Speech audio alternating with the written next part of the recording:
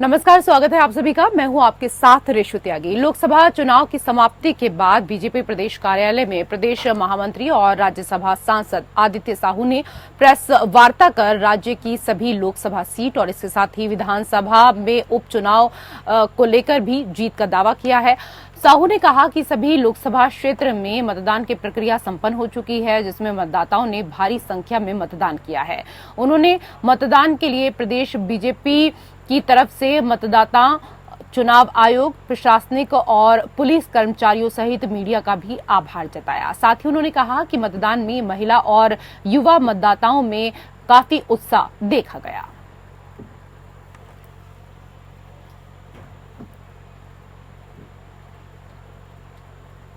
उधर केंद्रीय निर्वाचन आयोग के जरिए सोशल मीडिया परफॉर्मेंस इंडेक्स में झारखंड को पहला स्थान प्राप्त हुआ है। विभिन्न सोशल मीडिया प्लेटफॉर्म पर मतदाता जागरूकता अभियान चलाने की दिशा में सक्रियता के आधार पर देश भर के टॉप 10 राज्यों की लिस्ट में झारखंड पहले पायदान पर रहा। मुख्य निर्वाचन पदाधिकारी के रवि कुमार ने कहा कि वर्तमान परिवेश में मतदाता जागरूकता जैसे किसी भी सामाजिक मुद्दे पर जागरूकता अभियान चलाने के लिए सोशल मीडिया एक सशक्त और प्रभावी माध्यम है। इस बार झारखंड में इसी दिशा में सोशल मीडिया का सकारात्मक प्रयोग किया गया। न केवल मुख्यालय स्तर से कई सोशल मीडिया अभियान चलाए गए, बल्कि राज्य के कुछ जिला निर्वाचन पदाधिकारियों ने भी अपने स्तर पर कई हैशटैग अभियान चलाए, जिसमें आम लोगों की भी अपार सहभागिता रही। कई हैशटैग अभियान देश भर में ट्रेंड भी हुए।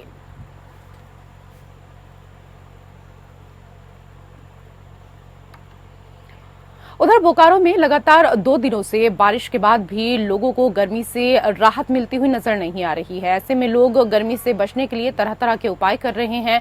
लोग इस दौरान गन्ने का जूस, बेल का शरबत, सत्तू के साथ साथ अन्य चीजों का सेवन कर रहे हैं। वहीं सेक्टर 12 मोड़ के ताड़ के पेड़ पर यहां पर लोगों की काफी भीड़ देखने को मिली और इसके साथ ही पास में ही जो फल वाले इस दौरान फल बेच रहे हैं, तो उस दौरान वहां पर लंबी लंबी कतारें लगी हुई नजर आ रही हैं, जहां पर लोग फल खरीदते हुए नजर आ रहे हैं। अगर बात गर्मी की करें तो गर्मी के इस मौसम में लोग शीतल पदार्थों का इस्तेमाल कर रहे हैं। इसके साथ ही नारियल पानी का ज्यादा से ज्यादा इस्तेमाल कर रहे हैं।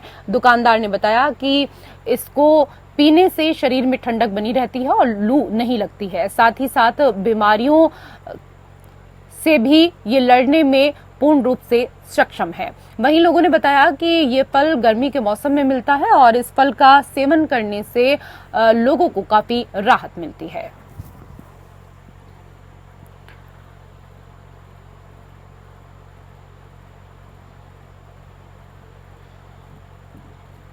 तो एक तरफ से गर्मी से लोग परेशान हैं और वहीं दूसरी तरफ बोकारो के चास नगर निगम क्षेत्र में रहने वाले लोग पानी की समस्या को झेल रहे हैं। ये समस्या कोई नई नहीं है। इन लोगों के लिए पानी की समस्या को लेकर वार्ड पार्षद और कांग्रेस नेत्री श्वेता सिंह के नेतृत्व में चास नगर निगम के अधिकारियों से पानी की गुहार लगाई। साथ ही ज्ञापन सौंपा कि कई दिनों से पानी नहीं मिल रहा है। साथ ही पानी का स्तर भी कम होता जा रहा है और नगर निगम की तरफ से सप्ताह में 1 दिन टैंकर भेजा जाता है, जिससे काफी समस्या हो रही है। वहीं कांग्रेस नेत्री श्वेता सिंह का कहना है कि चास नगर निगम के अधिकारी को पानी की समस्या से अवगत कराया गया है।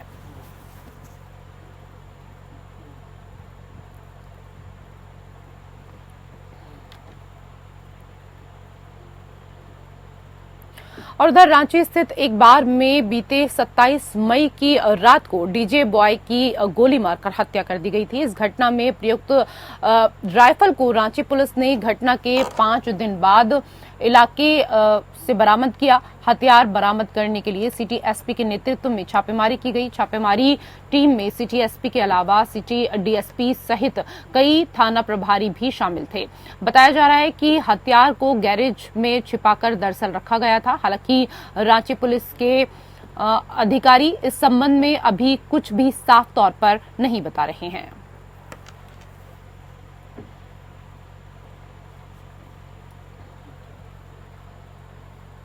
हत्या में इस्तेमाल किए गए हथियार को इस दौरान पुलिस ने बरामद कर लिया है। आपको बता दें कि 27 मई को इस दौरान डीजे बॉय की गोली मारकर हत्या कर दी गई थी।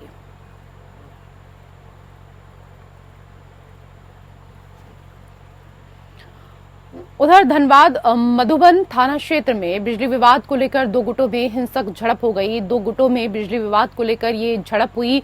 उनमें से एक पक्ष मधुबन थाना में आवेदन देने के लिए पहुंचा था। ठीक उसी समय दूसरे गुट ने उनके ऊपर आक्रमण कर दिया और इस दौरान खूब पत्थरबाजी हुई है, लाठी डंडे चले हैं। थाने पर भी इस दौरान पथराव किया गया, पत्थरबाजी की गई और देखते ही देखते ये विवाद तेजी के साथ बढ़ गया। सूचना के बाद ग्रामीण एसपी कपिल चौधरी मौके पर पहुंचे और कई थानों की पुलिस मधुबन थाने पहुंची, जहां पर स्थिति तनावपूर्ण बनी हुई है। तो दो पक्षों में ये विवाद इतना ज्यादा बढ़ गया कि उसके बाद थाने के ऊपर भी पथराव शुरू हो गया। हिंसक झड़प में इस दौरान जो वाहन खड़े हुए थे थाने के भीतर, उन पर भी पथराव किया गया। तस्वीरों में आप देख सकते हैं कि जो गाड़ी खड़ी हुई थी उसके शीशे पूरे तरीके से चकनाचूर कर दिए गए, तोड़ दिए गए। थाने में जमकर पत्थरबाजी दो गुटों के बीच हुई और इस दौरान जो पुलिसकर्मी वहां पर उपस्थित थे, जो मौजूद थे, उनके ऊपर भी पथराव की कोशिश की गई।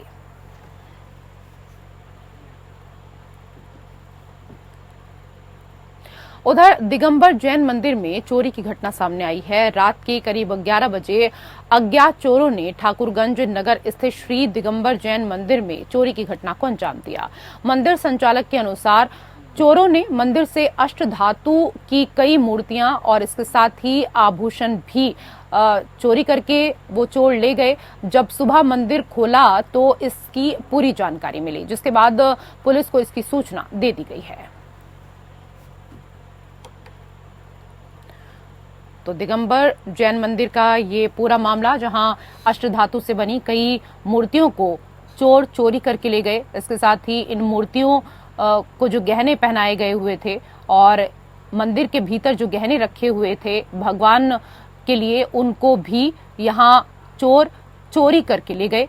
सुबह जब मंदिर प्रांगण में लोग पहुंचे और उन्होंने देखा तो उसके बाद पुलिस को इसकी सूचना दी गई।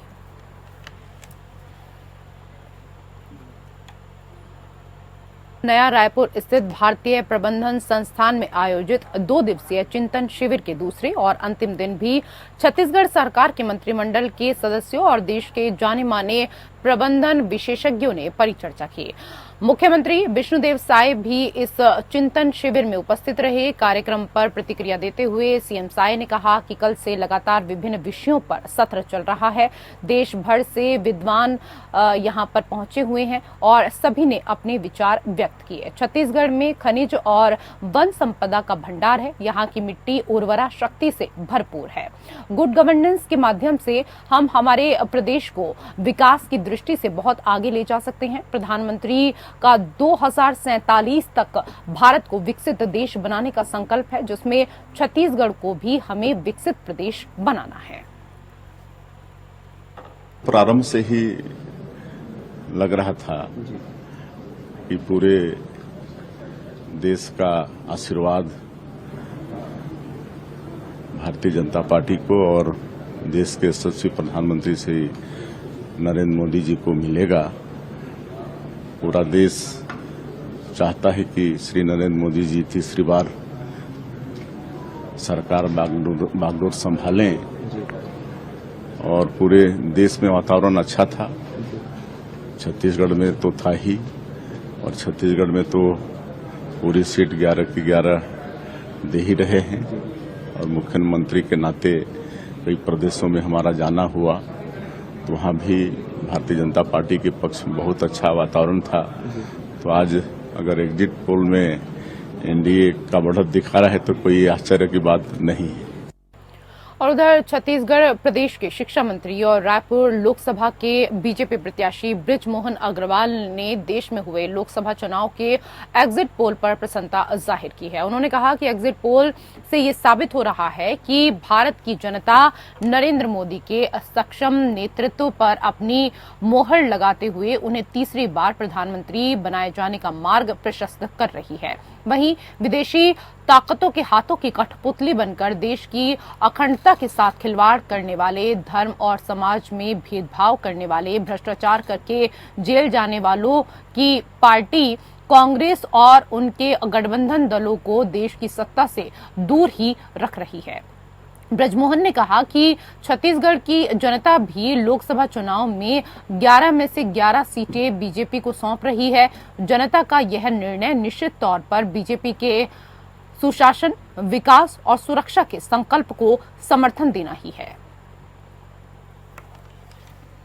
एग्जिट पोल के नतीजे आने वाले हैं, भाजपा जीत का दावा करती है, 400 पार का दावा करती है। निश्चित रूप से भाजपा आज भी इस बात पर कायम है कि भारतीय जनता पार्टी 400 सीटें जीत कर आएगी और मोदी जी के नेतृत्व में तीसरी बार सरकार बनेगी और मोदी जी की जो गारंटी है उसको पूरा करेगी और देश के आम लोगों के जीवन में खुशहाली लाएगी। सर, इंडिया गठबंधन की आज बैठक हुई थी। बैठक के बाद मल्लिकार्जुन खड़गे जी ने कहा है कि 295 से ज्यादा इंडिया गठबंधन में सीटें मिलेगी। अब वो अपनी बात कहेंगे, कहते रहें, पर 2 दिन का समय है। 4 तारीख को दूध का दूध पानी का पानी हो जाएगा कि सरकार तो मोदी जी की बनना तय है और जनता ने तय किया हुआ है। तो आगामी 4 जून को होने वाली मतगणना को लेकर प्रशासनिक तैयारियां अंतिम चरण में हैं। तो वहीं राजनीतिक दलों ने भी अपने मतगणना अभिकर्ताओं को मतगणना के लिए प्रशिक्षण देकर कई बारीकियों से अवगत कराया। राजनांदगांव जिला भारतीय जनता पार्टी कार्यालय में मतगणना अभिकर्ताओं को प्रशिक्षित किया गया। वरिष्ठ नेता, अधिवक्ता और बीजेपी के मुख्य चुनाव अभिकर्ता सुरेश एच लाल ने प्रशिक्षण दिया। सभी मतगणना अभिकर्ताओं से आग्रह किया गया कि 7 बजे आप सब स्थल पे पहुंच जाएं।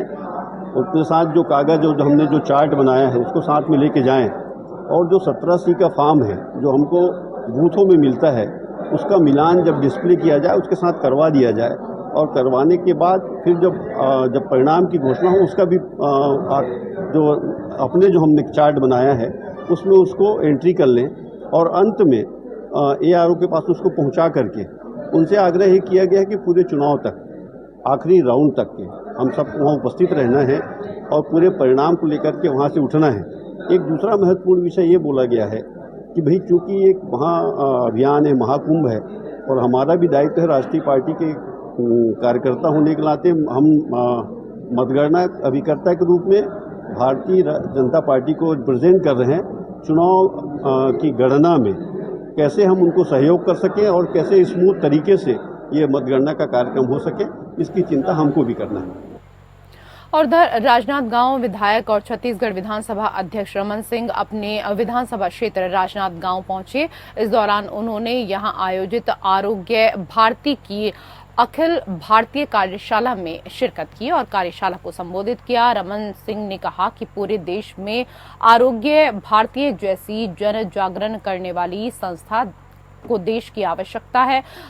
इस 22 वर्ष की यात्रा में हिंदुस्तान के 90% से ज्यादा जिले में आरोग्य भारती पहुंच चुकी है। उन्होंने कहा कि कोरोना काल में आयुर्वेद परंपरागत चिकित्सा पद्धति की आवश्यकता समझ आई। साथ ही उन्होंने कहा कि तीसरी बार पूर्ण बहुमत के साथ नरेंद्र मोदी देश के प्रधानमंत्री बनने जा रहे हैं। देश की जनता ने उन पर और उनकी गारंटी पर विश्वास किया है।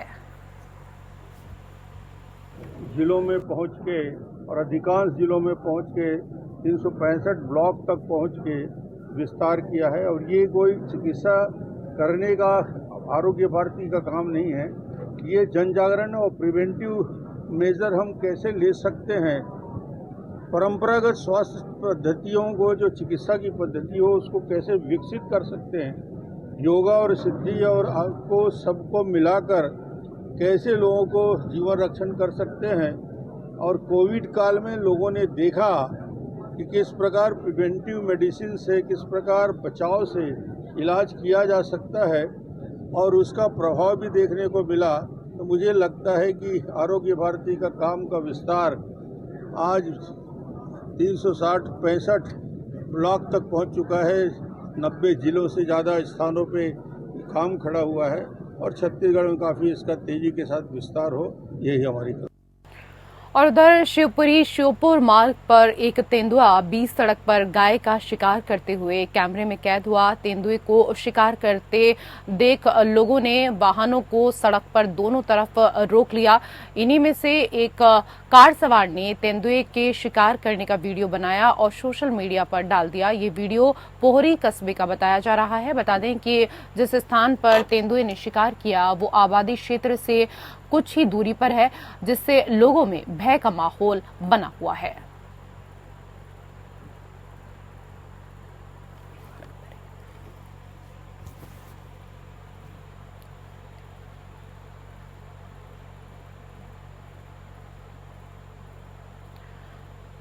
तो तेंदुए के शिकार का ये जो वीडियो है सोशल मीडिया पर अब तेजी के साथ वायरल हो रहा है, जहां एक गाय को तेंदुए ने अपना आहार बनाया।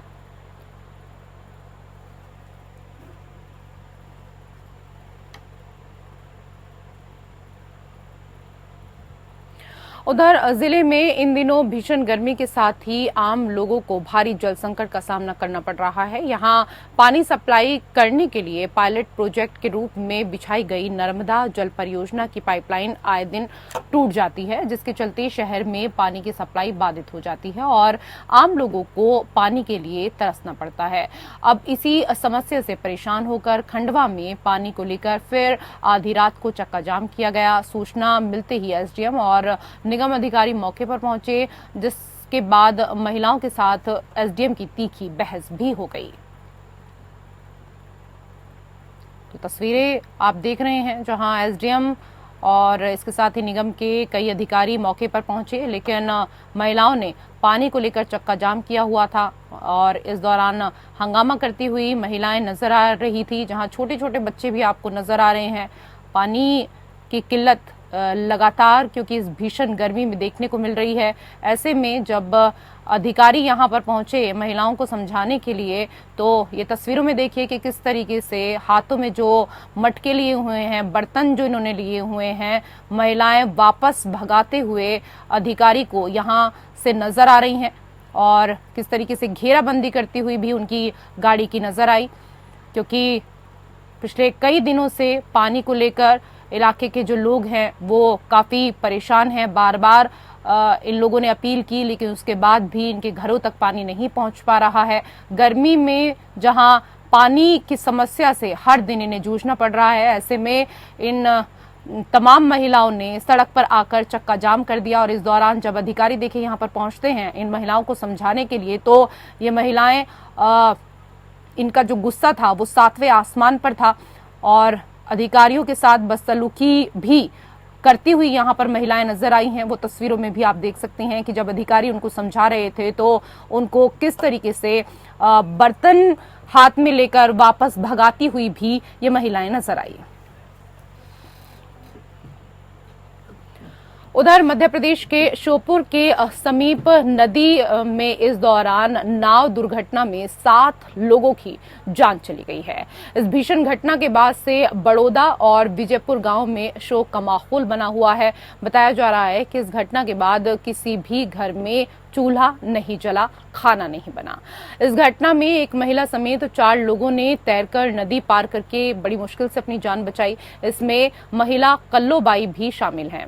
कल्लोबाई को तैराकी आती है, जिससे उन्होंने तैरकर नदी पार कर अपनी जान बचाई। इस घटना के बाद मध्य प्रदेश के ऊर्जा मंत्री प्रद्युमन सिंह श्योपुर पहुंचे, जहां उन्होंने पीड़ित परिजनों से मुलाकात की और उनको सांत्वना दी।